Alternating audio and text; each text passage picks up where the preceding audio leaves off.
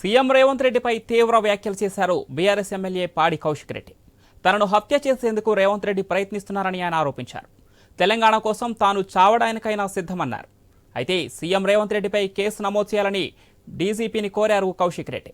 ఇదే కాదు, తన కాళ్లు పట్టుకుంటేనే పీసీసీ ప్రెసిడెంట్ను చేశారన్నారు కౌశిక్ రెడ్డి.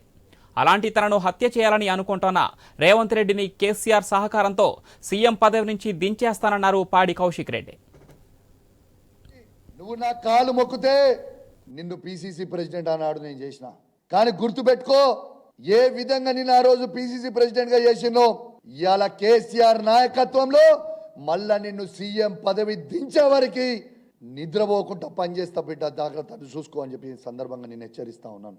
నీకు ఇంకోటి కూడా చెప్తున్నా, చాలా మందితోని ఆయన చిల్లర గుండాగాలతోని నాకు ఫోన్ చేపిస్తా ఉన్నాడు. నిన్ను ఖచ్చితంగా హత్య చేస్తాం, నిన్ను చేసి తీర్తాం అని ఫోన్ కాల్ నాకు ఎవ్రీ డే వస్తా ఉన్నాయి.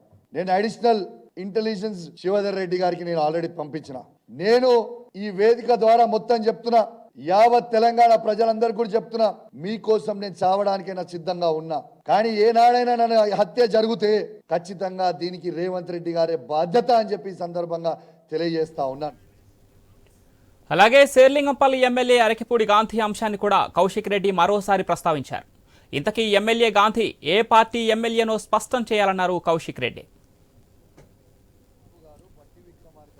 స్పందించాల్సిన అవసరం ఉన్నది. ఇలా శ్రీధర్ బాబు గారేమో మా బీఆర్ఎస్ పార్టీ ఎమ్మెల్యే గాంధీ గారు అని అన్నారు. రేవంత్ రెడ్డి గారేమో గాంధీ గారు కాంగ్రెస్ పార్టీ ఎమ్మెల్యే అని రేవంత్ రెడ్డి గారు అన్నారు. ఖచ్చితంగా దీని మీద శ్రీధర్ బాబు గారు, బట్టి గారు ఖచ్చితంగా స్పందించాలి. ఎందుకంటే శ్రీధర్ బాబు గారి మీద మాకు కొంచెం గౌరవం ఉంది, సొసైటీలో కూడా కొంచెం గౌరవం ఉంది. శ్రీధర్ అన్న ఇవాళ ఖచ్చితంగా మీరు స్పందించాలి.